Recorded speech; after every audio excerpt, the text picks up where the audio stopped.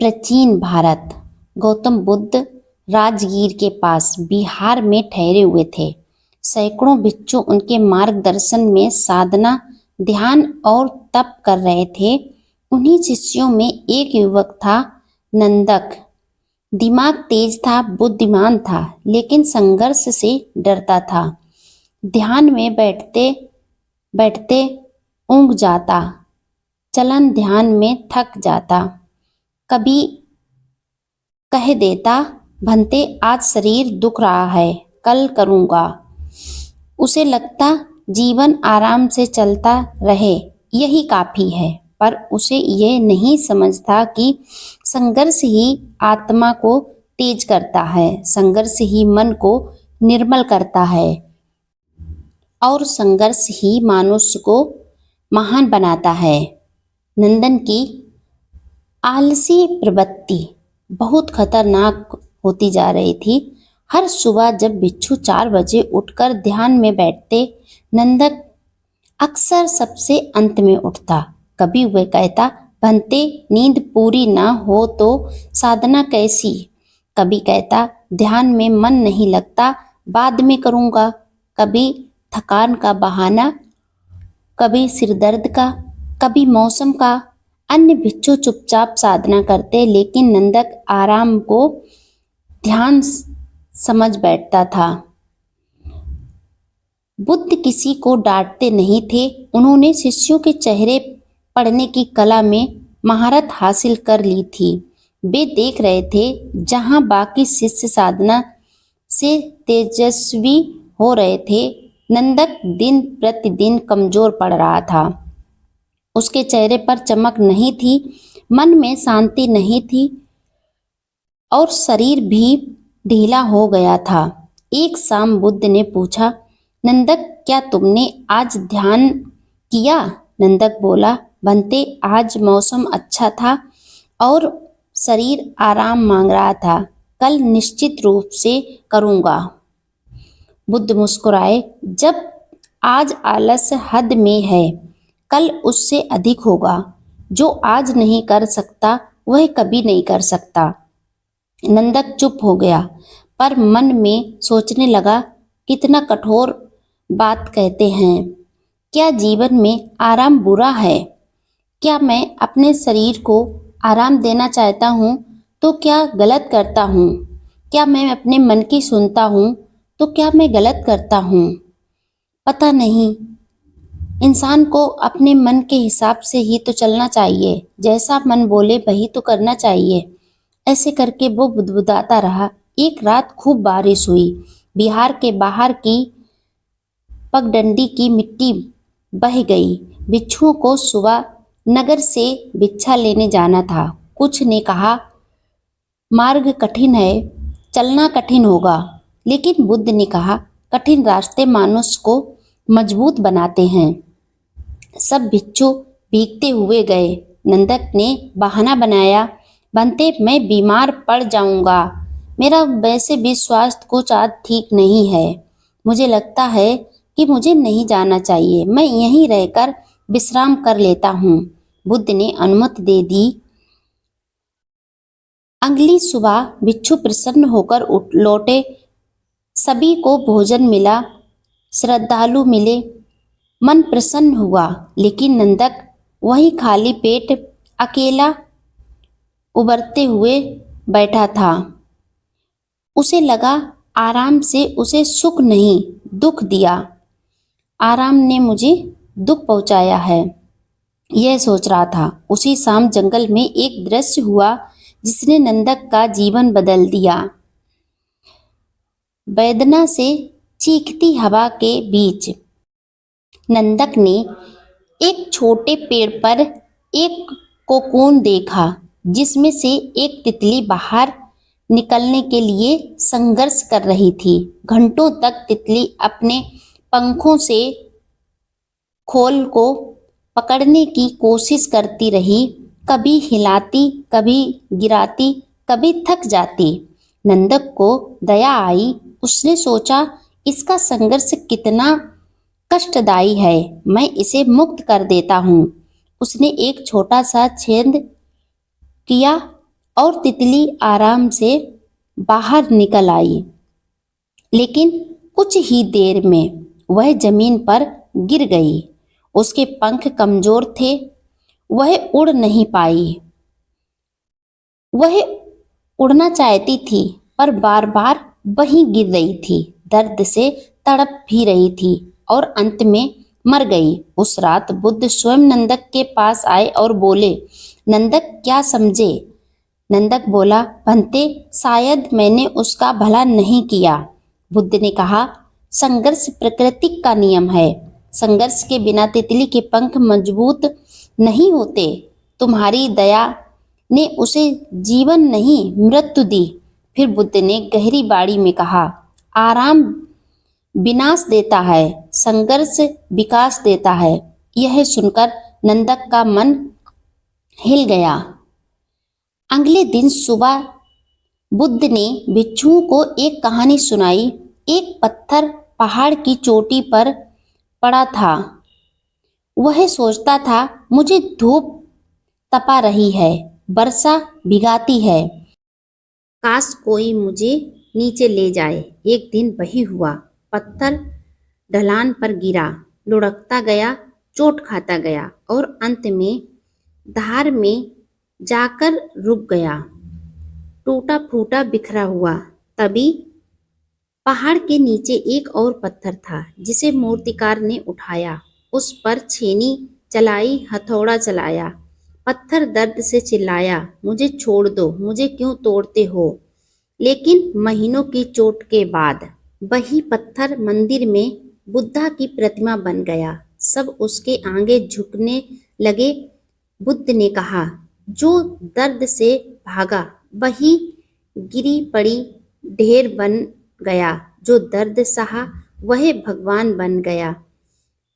नंदक के रोम रोम में कंपन दौड़ गई। उस रात नंदक अकेले बैठा रहा।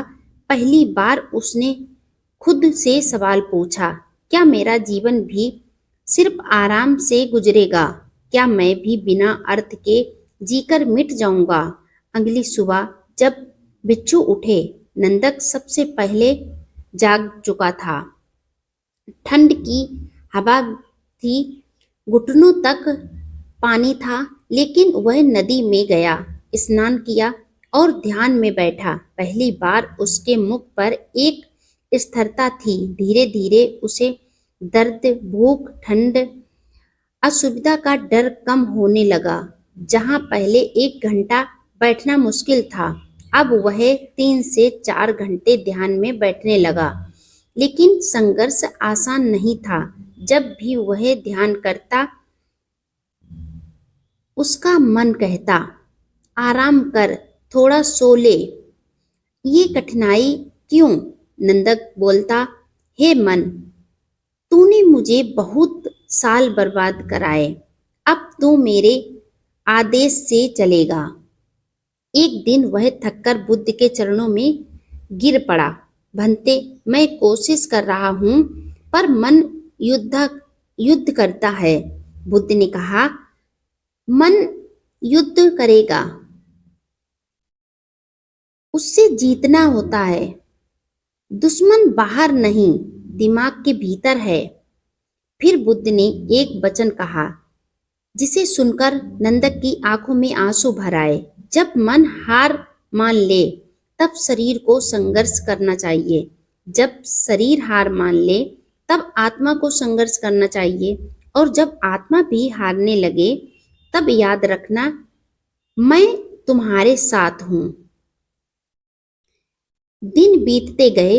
अब शिष्य उसी नंदक को देखकर प्रेरित होते जो कभी आखिरी में उठता था, अब सबसे पहले जागता, जो कभी थकान का बहाना बनाता था, अब चाहे तपती धूप हो या आंधी, ध्यान और साधना नहीं छोड़ता। समय ने उसे बदल दिया। उसका शरीर मजबूत, आंखों में तेज और चेहरे पर अजीब शांति आ गई। बुद्ध ने मुस्कुराकर कहा, अब तुम समझ गए ना, साधना का मूल्य आराम नहीं संघर्ष है। नंदक ने चरणों में सिर रखकर कहा, भंते, मैंने जान लिया, जो दुख से भागता है दुख उसका पीछा करता है। जो दुख से लड़ता है, दुख उसके चरणों में गिरता है। एक दिन बिहार में अकाल का समय आया। लगातार बारिश रुकी, फसलें सूख गईं, भिक्षा के लिए भोजन लगभग बंद हो गया। बिच्छू भूखे सोते, थकान से गिरते, कमजोर शरीर को तोड़ रही थी। शरीर बहुत कमजोर हो चुका था और वह दिन पर दिन और भी बिच्छू कमजोरी के कारण टूट रहे थे। कुछ शिष्यों के मन में संशय आया, हमने इतना साधना की फिर भी दुख मिला, क्या यही सही मार्ग है?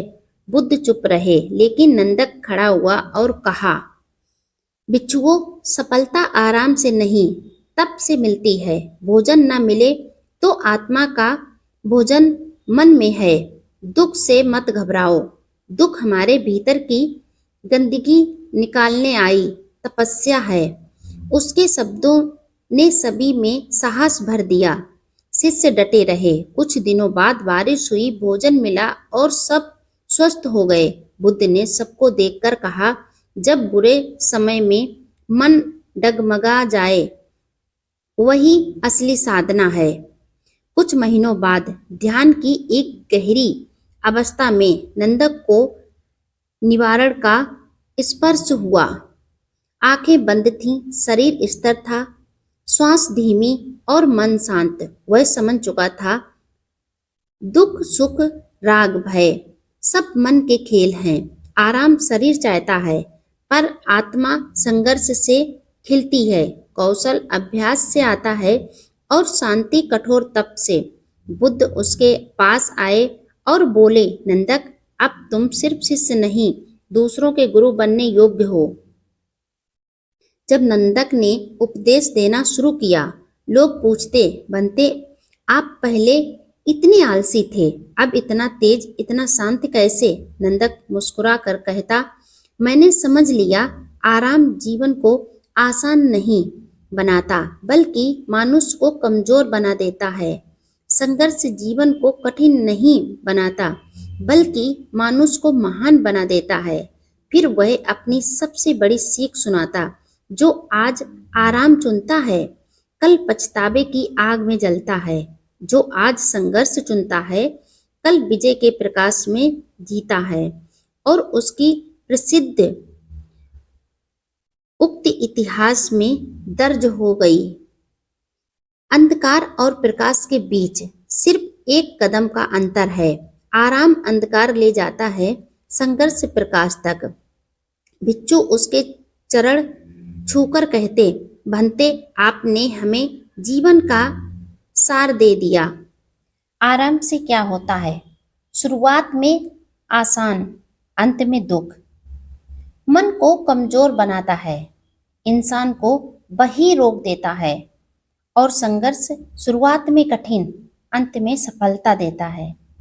आत्मा को मजबूत बनाता है और इंसान को महान बना देता है। जो साधना में आराम चाहता है, उसे मन की शांति नहीं मिलती। जो साधना में संघर्ष करता है, वह मृत्यु तक अमर रहता है। पानी जितना शांत होता है, उतनी गहराई होती है। मन जितना तपता है, उतना शुद्ध होता है। और जीवन जितना संघर्षपूर्ण होता है, उतना उज्जवल होता है। आराम तितली को मार देता है, संघर्ष उसे उड़ाना सिखाता है और उसे अपनी मंजिल तक पहुंचाता है। अगर आप मंजिल तक पहुंचना चाहते हैं, तो अपना संघर्ष जारी रखिए। आराम आपको आलसी बना देगा और आपके मंजिल तक पहुंचने में बाधा प्रकट करेगा। अगर यह कहानी दिल छू जाए, तो इसे सिर्फ अपने तक मत रखिए, इतने लोगों तक पहुंचाइए जिन्हें आज यह सीख की जरूरत है। अगर आपसे इससे सहमत हैं, तो कमेंट में लिखें, मैं संघर्ष चुनता हूँ। कहानी कैसी लगी कमेंट में बताएं। वीडियो लाइक शेयर करें। अगर आप मेरे चैनल पर पहली बार आए हैं, तो चैनल को सब्सक्राइब करके बेल आइकन जरूर प्रेस कर दें, जिससे मेरा आने वाला हर एक वीडियो आपको समय पर मिलता रहे।